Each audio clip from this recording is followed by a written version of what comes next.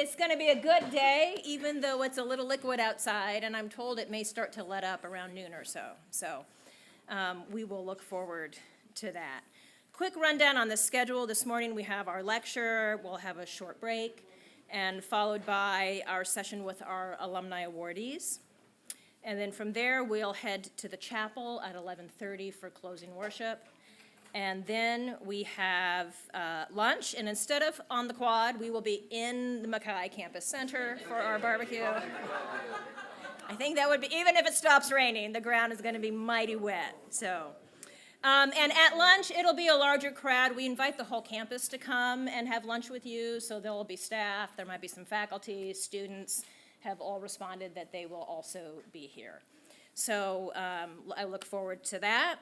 And then we have a later addition to the reunion schedule because this was put together actually for our students by the president's office and a student group, and then they decided to invite our reunion attendees. This afternoon at 1:30 in this room is the panel discussion, Stewarding with Purpose, Sustaining Mission with Integrity, about managing endowments and money in a mission-driven manner. So you are welcome to join us here at 1:30 for this program, which was put together for our students, and in some way the alumni are getting to eavesdrop on this panel, which is designed for our students. So, and on that note, I'm going to tell you a little bit about this morning's lecture, and if I can find it. I have lost my way too many tabs open. Have you ever had days like that? Yeah, every day. So when it does come to church endowments and seminary endowments, we tend to think of them as buckets of nameless money. And they're actually not. Every single dollar in this endowment at Princeton Theological Seminary represents a human being, their faith journey, and the faith journeys and the love and affection of those who set that endowment up in their name. Many of our funds are named for beloved pastors. Many are named for beloved family members. And this is something that I've gotten to learn since I switched from continuing education into working in the Office of Advancement, that really the endowment represents lives of ministry and love and faithfulness. And so this is why we are compelled and called to steward these things properly. So this morning's lecture is named for the Reverend Dr. Edwin H. Rian. He graduated from Princeton Seminary in 1927. He has an interesting story, and I only have time to give you short tidbits of that. He was born in Minneapolis, Minnesota. He earned his master's in Princeton, and he studied at Princeton Seminary. In 1927, graduated. He was ordained a Presbyterian minister in 1930. His career, though, was largely in theological education, and he did work here at Princeton Seminary, but he also took a stint where he was part of the group that left and founded Westminster Seminary. And he was later welcomed home to return. So there's a story of strong opinions, theological interchange, and redemption in this little endowment. The most fun fact, I think, of this endowment, though, is it was set up by his daughters, one of whom you will know, who is Abigail Rian Evans.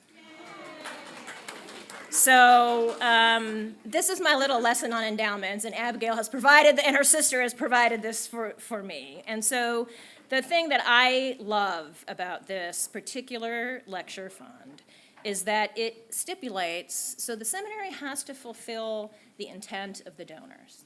So this lecture is to be given annually at alumni reunion, right? So that's why we get the benefit of this lecture every year at reunion, because of the thoughtfulness of those who set up this endowed fund. So today it is my privilege to welcome this year's Rian lecturer, Emily Dumler-Winckler. I can say a lot of really great things about Emily, but of course in this context, the most important thing is that she's a three-peater at Princeton Theological Seminary. She earned her Master's of Divinity in 2007, her THM in 2009, and her PhD in 2015. Emily did all of this while I was also working here at Princeton Seminary, so I got to watch this trajectory from the sidelines, and it's a delight for me to be able to invite her back to be with us today. Emily serves as the Associate Professor of Christian Ethics and Constructive Theology and is co-director of CREST, the Culture, Religion, Ethics, Science, and Technology Research Center at St. Louis University. Say that 10 times fast. Her first book, Modern Virtue, I'm not going to say this right, Wollstonecraft, thank you, and A Tradition of Dissent was published in 2022. In today's lecture, we get a peek at her forthcoming book, the research that she's been working on. So please join me in welcoming Emily Dumler-Winckler.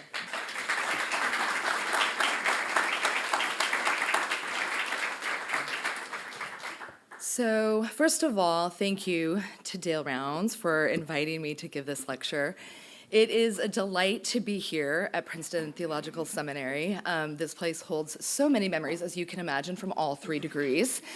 And it's a delight to be here with you all. It's a delight to be in this space. This space actually holds so many memories. I'm sure you all can remember back to your favorite lectures and classes that you had in this space. So it's really a delight to be here, and it's an honor to share some of my current work with you. Dale invited me to share a little bit about my work. I'm going to start actually with a little peek into the first book and a little bit of shameless self-promotion there.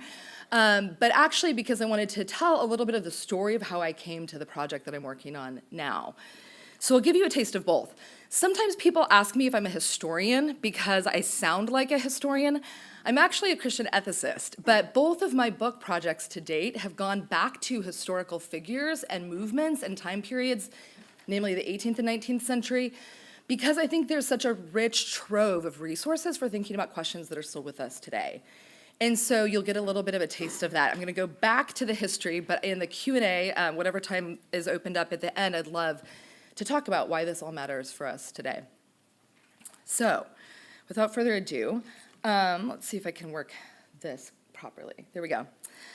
My first book, Modern Virtue, Mary Wollstonecraft, it is a mouthful, and A Tradition of Dissent, engaged the work of Mary Wollstonecraft. She was an abolitionist and feminist in the 18th century. She's most famous for writing The Vindication of the Rights of Women. It's the first political treatise defending women's rights at the height of the French Revolution.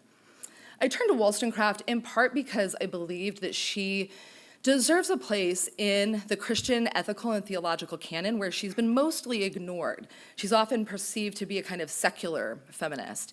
She's actually quite theological, and I wanted to recover that part of her work. But I also turned to her because she challenges influential and competing narratives about the virtues in modernity. And if the virtues are unfamiliar to you, you're not alone. We can talk more about that afterwards. I'll say a little bit about some of the narratives told about the virtues in modernity now.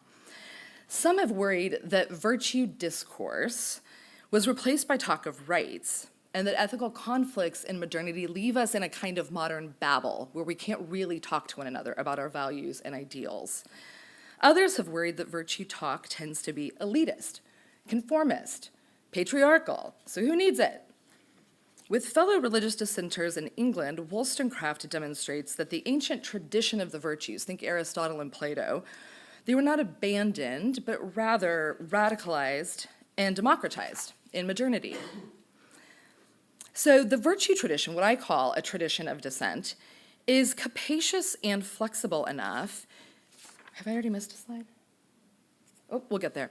Is capacious and flexible enough to integrate pre-modern traditions of the virtues, Christianity and democracy, with modern traditions of feminism, gender theory, liberation, theology, talk of rights, and abolition.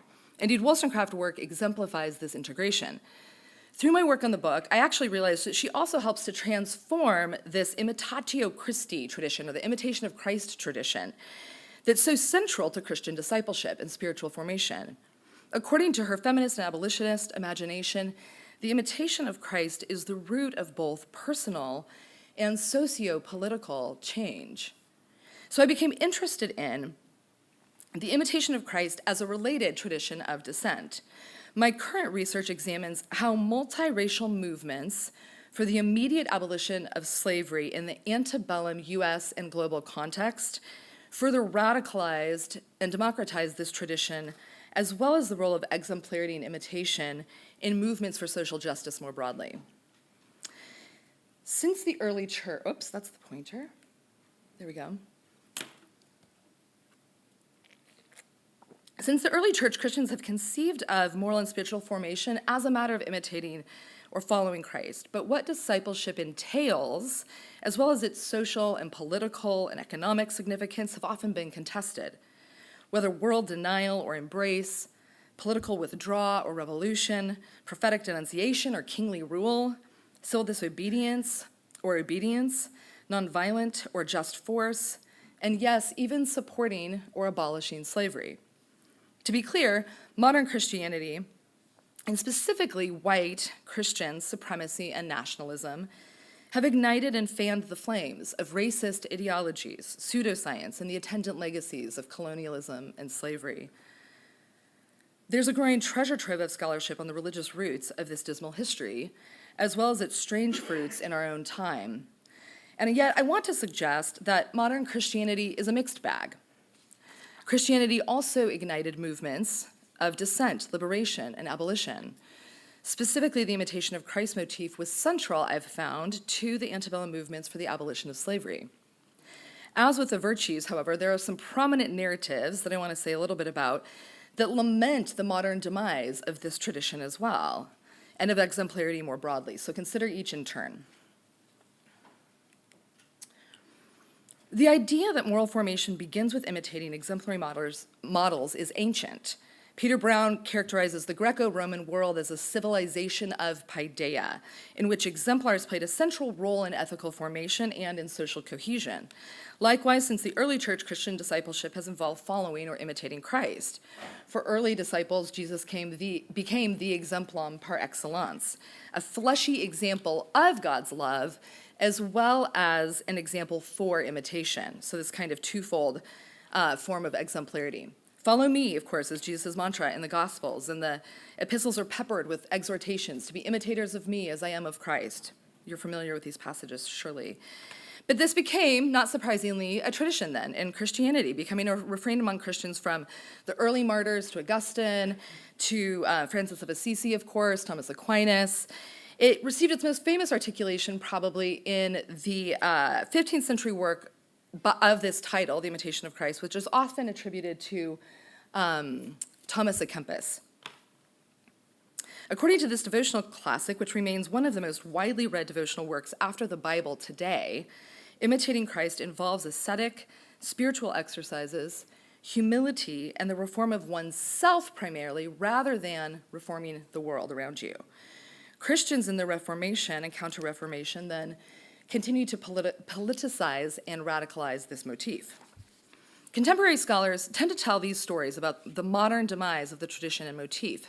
Some trace its downfall to diversity or disagreement within the tradition in modernity. Others ignore the diversity and downplay the disagreement, but both tend to share a relatively narrow set of exemplars or Christ-like figures. Dietrich Bonhoeffer is on the rise, and you may have seen a lot about him in the media lately, and Thomas Merton tend to be favorites. So take just 3 quick examples. First, in his book, Imitating Christ, The Disputed Character of Christian Discipleship, the biblical scholar Luke Timothy Johnson worries that modern disputes within the tradition led to its demise. The emphasis of modern Christians on liberation and social justice, he fears, undermines the traditional Catholic understanding of discipleship focused on personal piety and discipline. Accordingly, piety and protest are at odds. But for many antebellum abolitionists, of course, the imitation of Christ was central to their own personal piety as well as their protest. Religious devotion and social justice, personal and social transformation were wed. Second, another biblical scholar, Hans Frey, with whom many of you may be familiar, notes that typological exegesis as a method of reading figures in the Hebrew scriptures as types that prefigure Christ and the disciples declined in popularity around the turn of the 19th century. Frey primarily had in mind, and he was right about this, he primarily had in mind the context of universities and seminaries. Paradoxically, however, then, during the same period that academic biblical exegetes laid an ever greater emphasis on the literal and historical readings of Scripture, millenarians and abolitionists outside of the academy made ever greater use of typology and the figural system, which draws on the imitatio Christi tradition as well as pre- and post-figurations of Jesus. So if American liberal Christianity was more a product of the pulpit than the academies, as Gary Dorian suggests, American radical Christianity was a product of reform movements, from labor and proto-environmentalism to native and women's rights and the abolition of slavery. The theology of these movements found expression in certain pulpits, but more prominently in public lectures and pamphlets, conversation groups, literary clubs, novels, utopian communities, and weekly periodicals. Less academic in tone than its German counterparts, abolitionist Christianity was a rhetorically lively and spiritually moving and more political tradition. So my argument is it didn't abandon typology, it actually transformed it into new types of figurations. Pardon me. Third, Christian ethicists who have made the imitation of Christ central to Christian discipleship, like Stanley Hauerwas, tend to either ignore or lament the diversity and disputes about imitation and exemplars within the Christian traditions, especially in modernity. For example, as Jeffrey Stout has observed, despite Hauerwas's emphasis on imitating Christ throughout his entire career and trajectory, his depictions of Christ remained rather thin and abstract, or of what it would mean to imitate Christ remained rather thin and abstract, downplaying diversity and refraining from thick descriptions about exemplary individuals. So who does he have in mind, right? Like, who are his Christ-like imitators? Moreover, for many pacifists like Hauerwas, the anticipated fruit of imitating Christ is not social change or justice in this world, but simply fuller participation in the mystery of the cross. Like Johnson, then, Hauerwas tends to divorce piety or personal reform from social reform. And perhaps this is one reason that Hauerwas has largely ignored the Christian traditions of nonviolent struggle and protest and resistance, traditions that wed precisely these two things, personal reform and social justice transformation.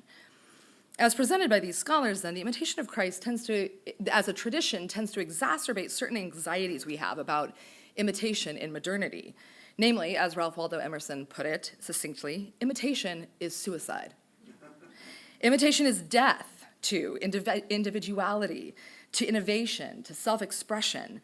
Accordingly, the imitatio Christi tradition would tend to reinforce narrow, pacifistic, monastic, and apolitical ways of being like Christ. Growing, according to this tradition, growing in the likeness to God, then, is not for the masses. It's not for a diverse array of ordinary folks, not for those who would resist domination or struggle for the abolition of slavery. My book tries to tell a different story. So, similar narratives about and trends plague studies of example and exemplarity. Let me say a word about that briefly. In his astute study of modern exemplarity in France and Italy, John Lyon suggests that the use of example, both as a rhetorical device in argument, this is what it was for Aristotle, and as moral exemplars for imitation, saw a transformation and a decline over the 16th and 17th centuries. The transformation was prompted by authors like Shakespeare, Montaigne, and Marguerite de Navarre, who were more interested in the spectacular and subversive use of example than the simple representation of a model for imitation. The use of examples became more complex and subversive as the novel eclipsed the moralistic novella, as essays meant to provoke readers replaced more didactic texts. And yet, if there was in fact a decline in the use of example during this period, the story in England and America has to be a little bit different, or it is different on the story I want to tell, especially during the Revolutionary period. Examples come back. They become especially important in this period. In the 18th and 19th centuries, the use of example was renewed, diversified, and transformed among antebellum social reformers and abolitionists. The most prominent philosopher of exemplarity today is Linda Zagzebski, whose theory focuses on three exemplars that fit three types: the hero, the saint, and the sage. And she thinks of these types and exemplars as naturally existing kinds, like apples and oranges. They just exist in the world, rather than being a product of historical, moral, and social imaginaries. Now, to her credit, Zagzebski does attempt to account for changes in exemplars over time, but she tends to downplay the disagreements about exemplars in any one context, whether the antebellum era or our own. In short, such theories obscure the role of history, social practices, power, authority, and disputes about exemplars, as well as the role that exemplars actually play in that social and moral transformation. In the antebellum period, we see that disagreements about exemplars are rife, and that moral exemplars are central to social and political reform, to changing people's minds about slavery. Unlike conventional hagiographies, my book examines the social practices that generate exemplars, the ideals that exemplars exemplify, their contested status, and their role in socio-political reform. So without further ado, let me share more about that work. Consider first the theme of exemplarity, then I'll return more specifically to the imitation of Christ. Thomas Carlyle's book, Heroes, Heroism, and the Heroic in History, has become infamous for its great man theory of history, namely the idea that history is determined by the actions and the examples of a select few, always men. This theory, no, really, truly, this theory was roundly rejected by many 20th century historians who emphasized the need to study histories from below, or people's histories, her stories. Some of you may have heard of these. But Carlyle's book was also ignited a robust set of debates about exemplarity in its own time. Ralph Waldo Emerson's book, Representative Men, challenged Carlyle's theory, questioning as much as affirming the use of exemplars for personal change and social transformation. Emerson also diversified the range of exemplars beyond the narrow typologies of simply hero, saint, sage, or prophet, priest, and king. Other abolitionists, like Frederick Douglass, responded to Emerson by representing himself in his narratives and photographs. You might know that he was the most photographed man of the 19th century, and that was not by accident. He wanted to be photographed. He wanted to represent himself in that context as a representative, self-made man. This is a lecture he gave late in his career. And when Harriet Beecher Stowe published her controversial novel, Uncle Tom's Cabin, Douglass responded with a novella, The Heroic Slave. In stark contrast to Stowe's central Christ figure, the meek and long-suffering Uncle Tom, Douglass's heroes include Madison Washington, the leader of the most successful revolt among enslaved peoples in the US, and the Haitian revolutionary leader Toussaint Louverture. Many abolitionists were convinced of the dual power of exemplarity then, the power of examples of some ideal or argument. So if you want to prove your point, give an example, right? But also the power of exemplars for emulation. And yet they were also keenly aware of the entanglement of exemplarity with racism, sexism, exceptionalism, and stereotypes. These are problems for exemplarity. The twice escaped, fugitive, and prolific abolitionist author William Wells Brown set out to counter racist views of, quote, the natural inferiority of blacks, end quote, in his book, The Black Man, and to remedy a, quote, deficiency long felt in the community of a work containing sketches of individuals who by their own genius, capacity, and intellectual development have surmounted many obstacles which slavery and prejudice have thrown their way and raised themselves to the position of honor and influence, end quote. Brown provides sketches of over 50 black abolitionist exemplars of various types, from leaders of revolts like Vesey, Turner, and Washington, and Louverture, to the poet Phyllis Wheatley, the preacher Henry Highland Garnett, and the suffragist Frances Ellen Watkins Harper, demonstrating the importance of exemplarity without exceptionalism. Other radical abolitionists, like Angelina Grimke in her appeal to the Christian women of the South, called women to join the abolitionist cause. And this is, I can say more about how this really sets off the feminist movement in America. It's actually the abolitionist movement and this call for women to be involved, as many of you, I see heads nodding, as many of you may know, that sets off the feminist movement as well. So she calls women to join this abolitionist cause by asking them to join this a prophetic tradition of dissent. She's kind of Thoreau's civil disobedience before he coins the term. Grimke cataloged a long list of those who, following the example of their great pattern, despised the shame and endured the cross. So lest women wonder whether or not they're included in this venerable tradition, she reminds them that they are. So she includes examples and women from Scripture to ancient modern martyrs like Anna Skew and from British abolitionists like Elizabeth Hayrick to the women of the multiracial anti-slavery society in Boston who were repeatedly attacked for their activism. Finally, Grimke asked Christian women, are there no Shifras, Miriams, or Huldas? Is there no Esther among you? The examples are the argument. Angelina would make this point explicit in her appeal to the women of the nominally free states. Nominally free because she recognized that racism was so rampant in the North. Calling women to imitate figures in this prophetic tradition is tantamount to asking them to imitate Christ. Perhaps no person better exemplified the prophetic, militant, and liberating spirit of the anti-slavery cause than Harriet Tubman. John Brown fondly called her General Tubman, and following William Lloyd Garrison's nickname, sorry, I missed that slide, Tubman's biographer figured her as the Moses of her people. Again, the figural system, typologies coming back in, right? Harriet's a Moses figure. The imitation of Christ motif figured prominently in the abolitionist movement in theory and art and practice.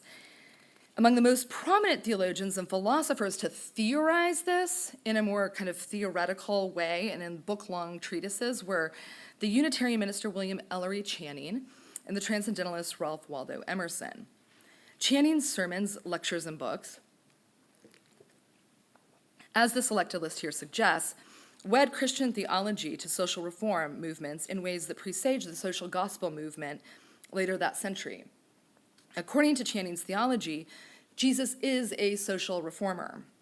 Having prompted the organization of the Unitarian denomination in the US, Channing also inspired and prefigured the Transcendentalist movement, which had a mutually affecting relationship with the abolitionism in New England.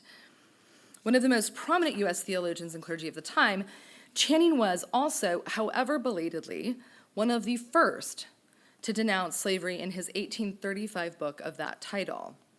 Like many of his fellow abolitionists, Channing affirmed that all human beings are created in the image of God and thereby share a basic human equality and dignity and rights. And yet Channing's anti-slavery arguments also flowed from his more central belief that human beings are created to grow, not just created in the image of God, but created to grow in likeness to God through the imitation of Christ. And for him, it was this that slavery destroyed and made impossible for both masters or enslavers and the enslaved alike, the ability to truly and fully imitate Christ in justice and love.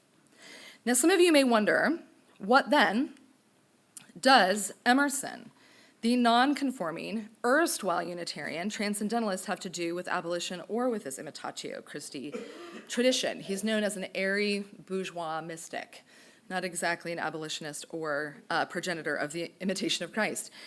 Recall, the philosopher of self-reliance famously quips in his essay of this title that imitation is suicide. At first blush, then, self-reliance seems to be at odds with the imitation of Christ. But I argue this misconstrues the hyperbolic adage. Rather, Emersonian nonconformity and self-reliance remain rooted in divine reliance. The motto, imitation is suicide, is actually a radical extension of the imitatio Christi tradition. This innovative self-reliance on God and self is central to Emerson's philosophy of social reform as well as his abolitionist activism. It's no accident, then, that his most explicit re-articulation of this relationship between self and divine reliance appears at the heart of an abolitionist address urging organized resistance to the Fugitive Slave Act of 1850. Self-reliance, he says, is the height and perfection of man. Self-reliance, the height and perfection of man, is reliance on God. The Black abolitionist James Monroe Whitfield reiterated this insight in his poem entitled Self-Reliance, which begins, I love the man whose lofty mind on God and his own strength relies. The self, God, and intuition were sufficient authorities for them to justify resisting unjust laws and institutions. Ultimately, for Emerson, this admixture of Christ-like imitation, non-conforming, self-reliant, collective abolitionism was exemplified in a host of revolutionary associations and individuals, from Elijah Lovejoy and Lou Verchor to the anti-slavery societies and John Brown. Consider just 3 ways that the imitation of Christ motif figured among other antebellum abolitionists: the early prophets, the Garrisonian anti-slavery apostles, and the martyrs for freedom. These are the 3 types I'm going to take out. There's more in my book, but let's talk about these 3. In 1829, David Walker's appeal to the colored citizens of the world ignited the explosive second wave of the U.S. abolitionist movement. It's one of the most remarkable and radical religious documents, not just among U.S. antebellum abolitionists, but of the Protestant era. As Gay Rod Wilmore notes, the appeal rivals in its religious indignation and radicalism Martin Luther's open letter to the Christian nobility of the German nation in 1520. Both men addressed their own oppressed people.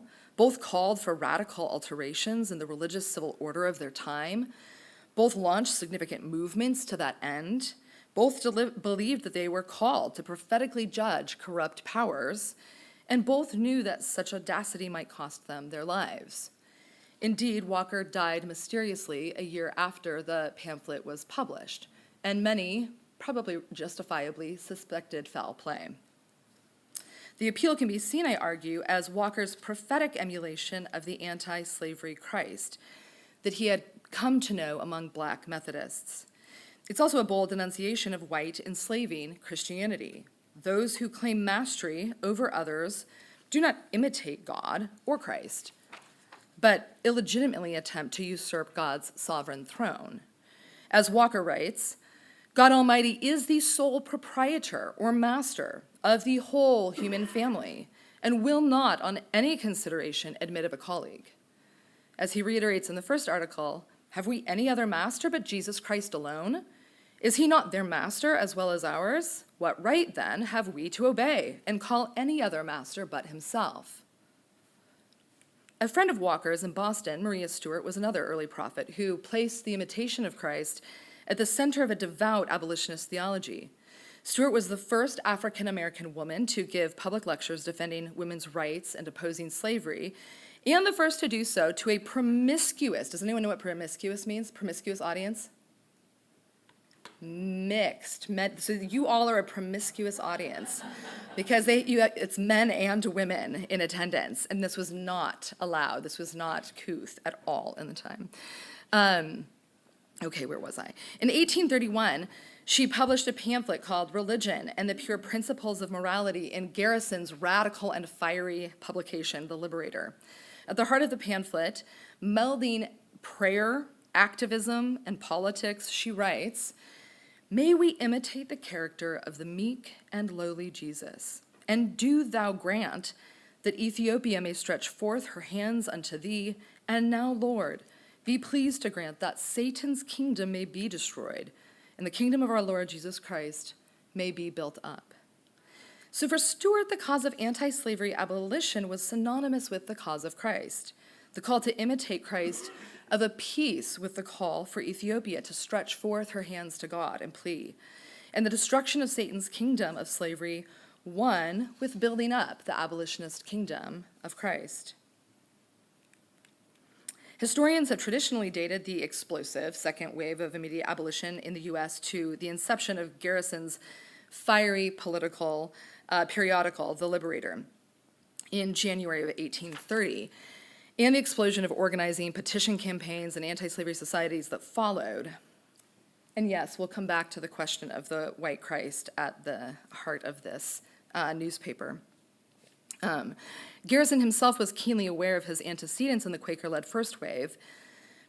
British abolition, the Black-owned and operated Freedom Journal, and the tradition of Black radical protest. So yes, while in some ways he ignited this second wave of immediate abolition in the U.S., he was well aware of all of the antecedents that he was building on.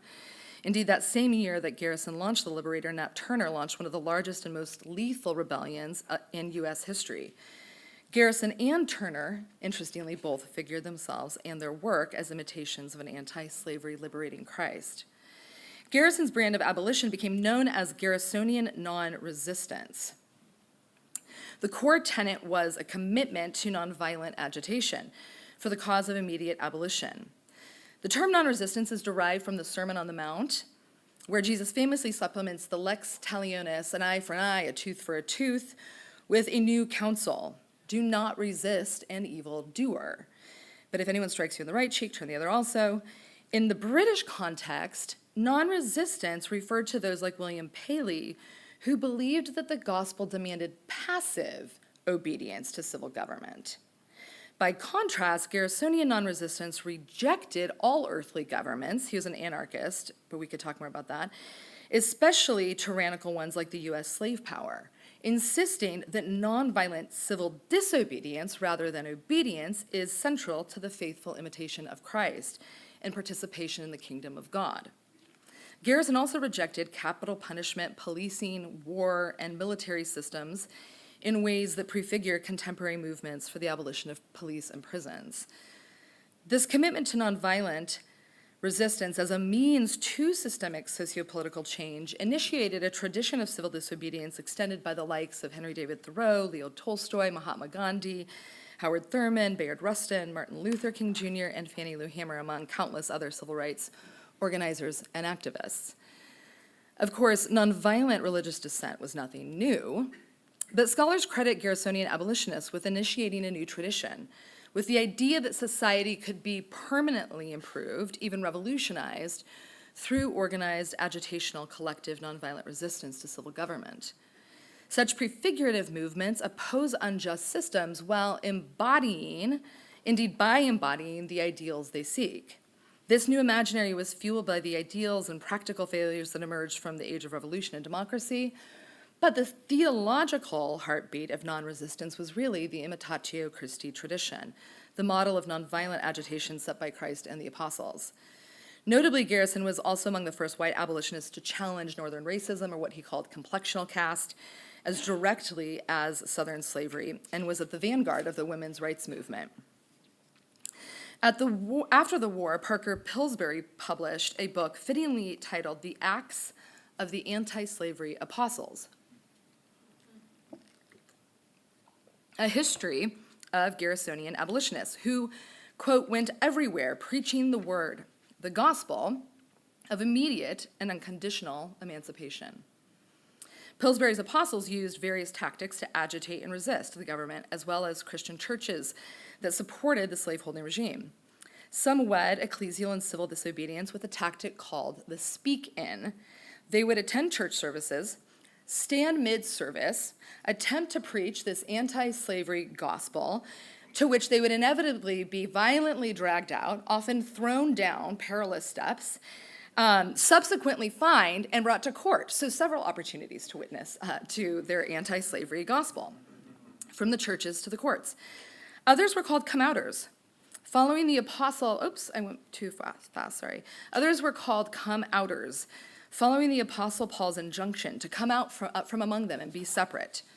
Acting on the principle, no Christian fellowship with slaveholders, come-outers called Christians to leave churches that refused to preach the gospel of anti-slavery or feigned neutrality. Some took a non-institutional stance of refusing to affiliate with churches altogether.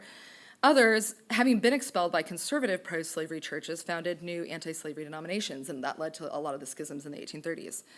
As Princeton Seminary's the Princeton Seminary and Slavery Report details, with the anti-abolitionist Charles Hodge at the helm, PTS was a bastion of pro-slavery theology.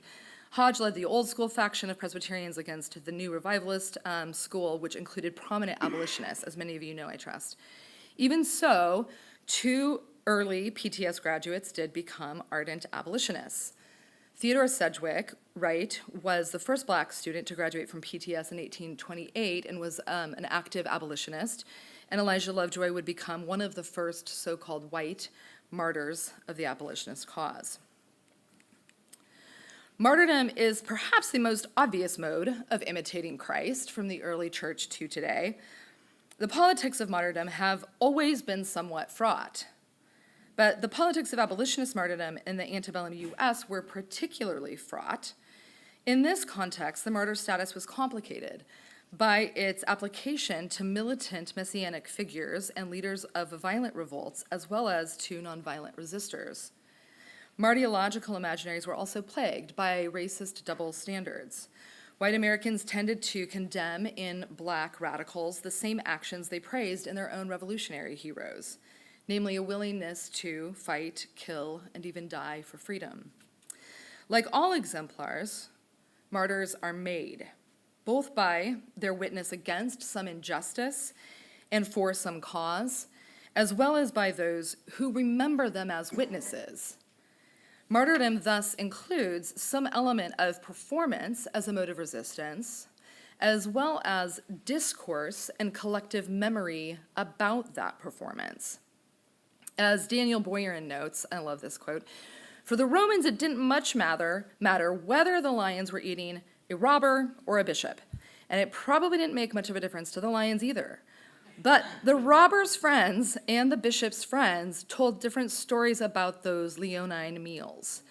And it's in these stories that martyrdom, as opposed to execution or dinner, can be found, not in simply what happened." Having met with many abolitionists in her travels throughout the US, and the British feminist abolitionist Harriet Martineau dubbed the early 19th century the martyr age of the US. Of the abolitionist martyrs included in her survey, the most harrowing stories were those of Frances McIntosh and Elijah Lovejoy. In St. Louis, Missouri, in 1836, a free mulatto man named Francis McIntosh resisted an unjust arrest by 2 police officers. Abraham Lincoln described the horror-striking scene that ensued. Quote, "McIntosh was seized in the street, dragged to the suburbs of the city, chained to a tree, and actually burned to death, and all within a single hour from the time that he had been a free man, attending his own business and at peace with the world." They say history echoes or repeats itself. A Presbyterian minister and abolitionist editor of the St. Louis Observer, Lovejoy was outraged. Using motifs of Fox's Book of Martyrs, he depicted McIntosh as an unwilling martyr for the anti-racist and anti-slavery cause. And yet, a year after refusing to cease his abolitionist publication in the face of repeated threats, Lovejoy was shot and killed by a violent pro-slavery mob. Countless newspapers and sermons eulogized him as the first martyr of abolition, but McIntosh and Lovejoy were not the first, nor would they be the last, to be commemorated as abolitionist martyrs. Notably, Martineau did not include the leaders of enslaved revolts in her survey of U.S. martyrs. The abolitionist Presbyterian minister Henry Highland Garnett expanded the martyrological canon in his bold address to the slaves of the United States in 1843. While honoring other black radicals, he declared Denmark Vesey a martyr to freedom. One of the most radical and religious calls for insurrection in antebellum America, Garnett's address aligned black radicals with a tradition of Jewish and Christian freedom fighters. Vesey, a free black man who helped to establish the first African Methodist Episcopal Church in Charleston, was hung in 1822 for plotting an insurrection among enslaved populations in South Carolina. Now, ironically enough, the magistrate of this kangaroo court that hung him likened him and his co-conspirators not to Christ, of course, but to the criminal on the cross, saying, we have from the court hearings, "May you imitate his example and confess," right? But we did not get a confession. According to bystanders, he did not confess. Instead, he whispered, "The work of insurrection would go on." And as ever, the line between criminal and martyr has been thin. Yet Garnett was not the first to liken Vesey to Christ. The martyr of Charleston also remarked in a letter that Vesey and his co-conspirators met their fate with the heroic fortitude of martyrs. As with Vesey, most of what we know about Nat Turner and his rebellion that he led in 1830 is also filtered through Thomas Gray's interviews with him in prison, published as The Confessions of Nat Turner. Now, hardly a neutral party, Gray introduces him as a gloomy fanatic who led this band of ferocious miscreants. Nonetheless, the Confessions give us a sense of Turner's piety, mysticism, and religious devotion. When Gray asked Turner, "So do you now find yourself mistaken?" he wittily replied, "Was not Christ crucified?"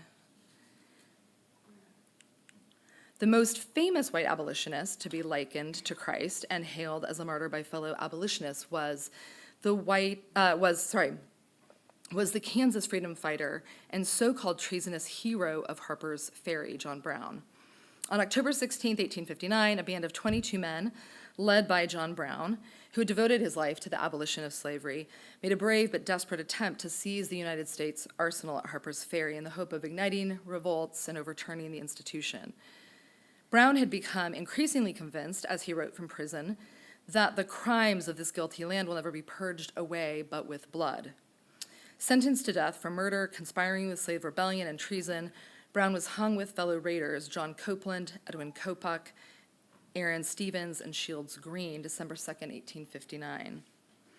Most of the newspapers, including abolitionist periodicals, immediately framed Brown as a treasonous and fanatical madman.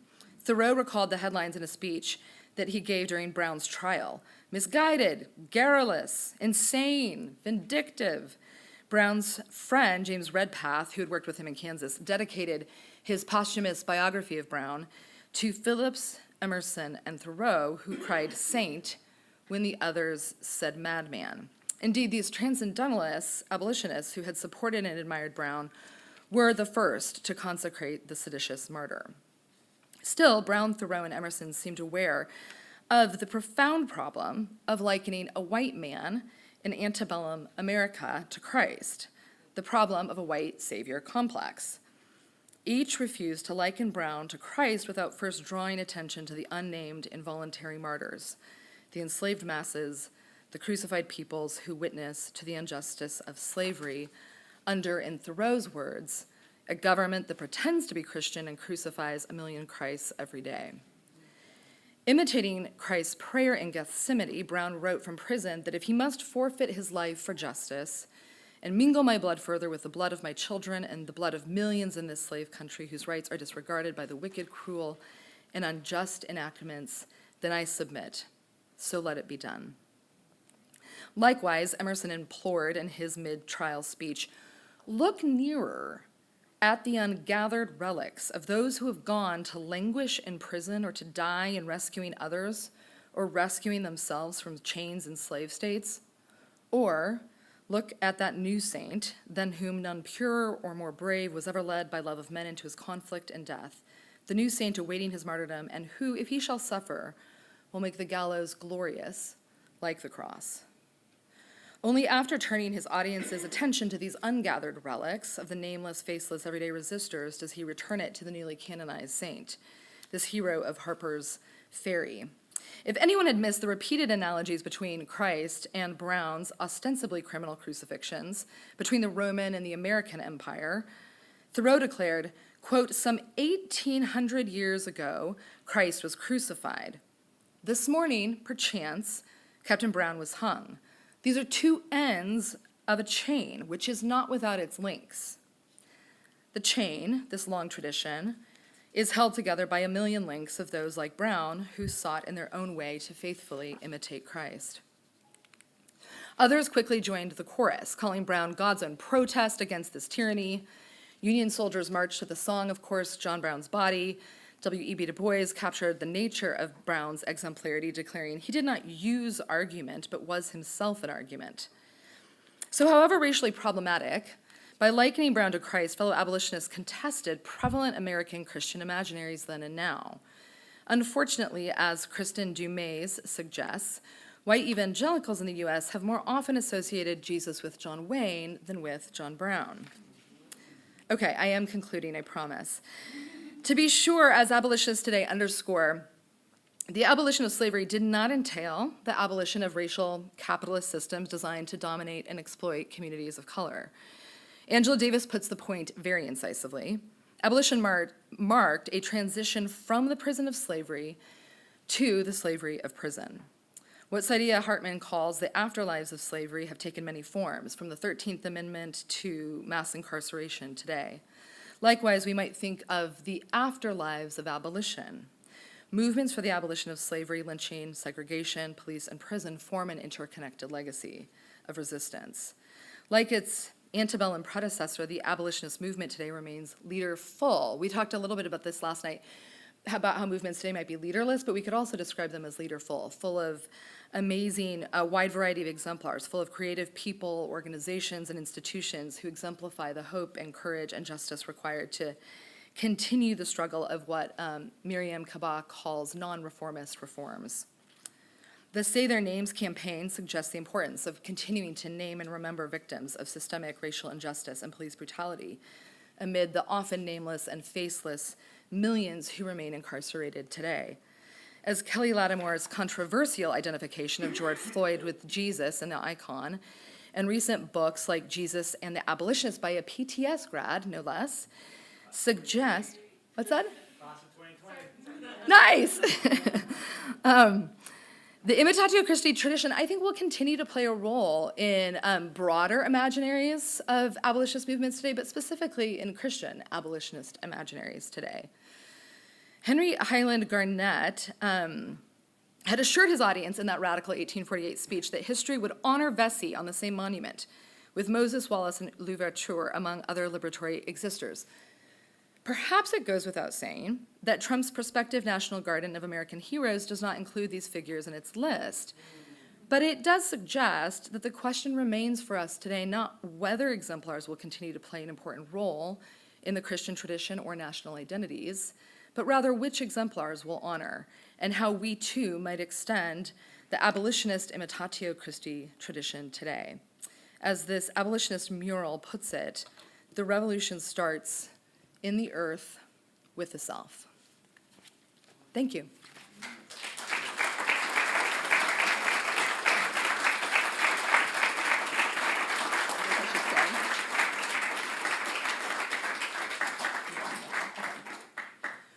We have a little bit of time for questions. I would love to hear thoughts, questions, comments. Yeah.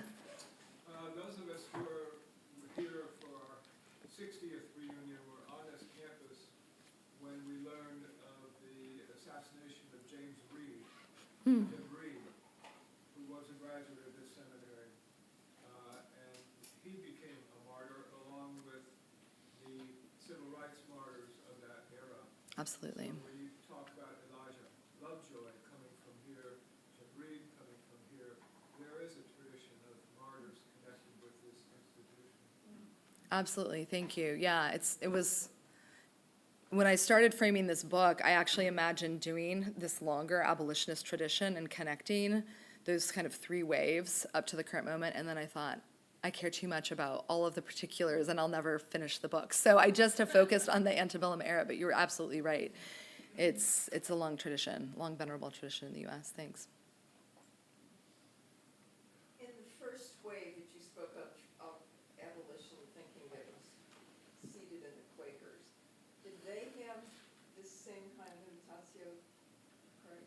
Yeah, yes, I do argue that they did. I mean, George Fox was definitely informed by that whole kind of martyrological tradition of John Fox, and he did not directly, he did not support early on especially, he did not support the immediate abolition of slavery. That kind of became coined as a thing in the second wave when there was this kind of ramping up of all of this activity of calling for like, no now, no more ifs, ands, or buts about it. No more like, well, what are we gonna do about, land and all of these other things. So immediate abolition became a term associated with the second wave.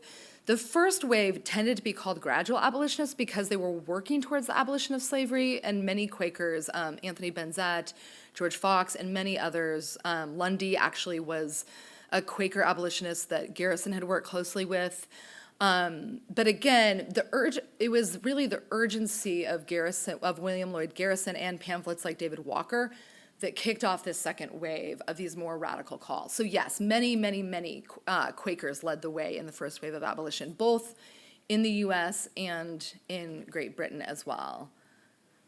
Quakers that held slaves too, so Oh, no, absolutely. part of it. No, absolutely. And right. And that's true of so many Christian denominations. It's just that the Quakers were the only ones really in that first wave, were the primary ones in that first wave of Christians who are leading the way to kind of make more radical demands against slavery. As you know, there's an interesting connection between the feminist movement the 19th century and abolition.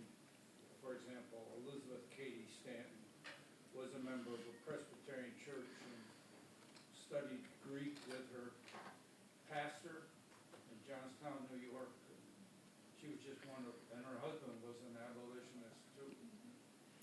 Yeah, you're absolutely right. And I have done a little bit of work on this, and I want to do more. But the woman that I started with, that I did my first book on, Mary Wollstonecraft, was also very much associated with the abolitionists of her time, and she connected these arguments. I mean, she didn't want to equate the experience of women's domination with the experience and the injustices of slavery, but she definitely saw connections about the kind of domination that women live under and in a patriarchal society, and the kind of domination and injustices that slaves were experiencing as well. And so there were many feminists who made those sorts of connections and were active in both circles. Absolutely. Sorry, yes, Abigail. Well, first, thank you for a brilliant lecture and unpacking the meaning of the imitation of Christ and the abolitionists. I want to ask you who you think are current abolitionists. Well, there's so many current abolition.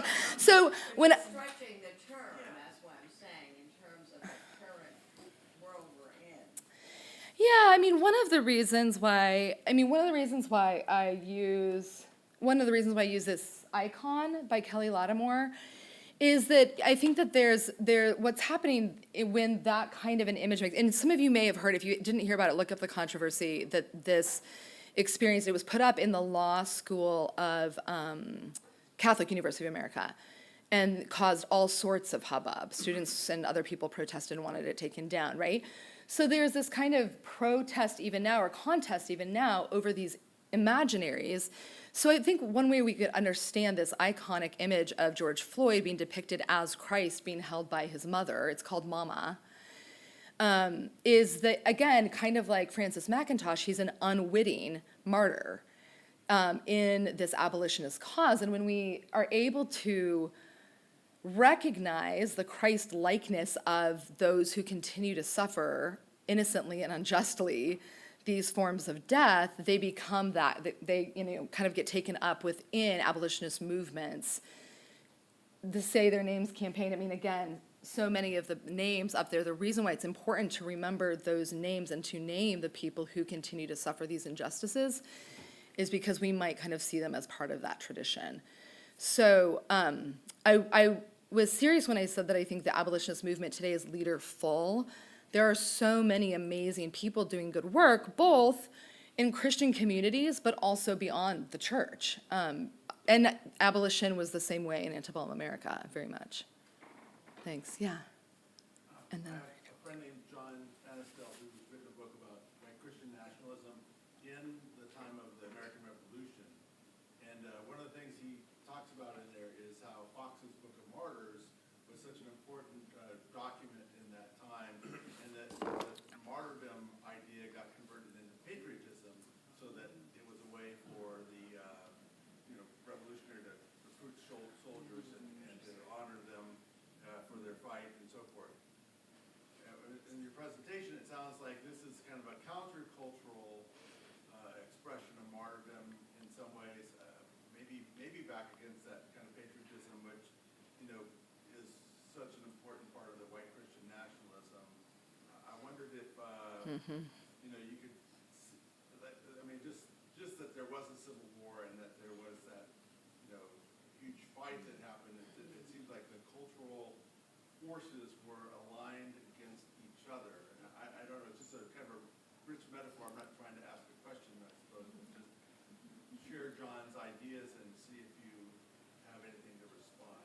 yeah, absolutely, thank you. This is a great question. So another thing I could have said is that second wave of abolition ramps up in part. I mean, there's a lot of interesting reasons why the 1830s becomes this moment. David Walker and Garrison are two figures who ignite this, but it's definitely been building since the Revolution, because the ironies of the American Revolution and this quest and fight for liberty and honoring all of these heroes who died for their freedom, And the hopes that came with that it would actually also come with the abolition of slavery, were dashed, right? So it's no coincidence that this is right after the Revolution, historically speaking. It had been going on for a long time before that, 300 or so years, right?